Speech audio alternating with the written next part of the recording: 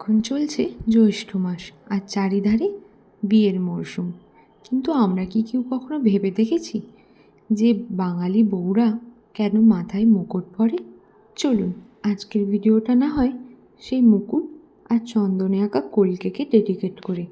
সাধারণত আমাদের বাঙালি বউদের মাথায় যে কলকা তৈরি করা হয় সেটা চন্দন দিয়ে করা হয়, যা শান্তি ও সুখের প্রতীক।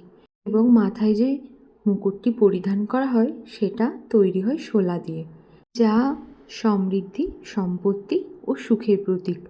বিশ্বাস করা হয় এই শোলার তৈরি মুকুটেই তাদের আগামী জীবনে সুখ, শান্তি ও সমৃদ্ধি বয়ে নিয়ে আসবে।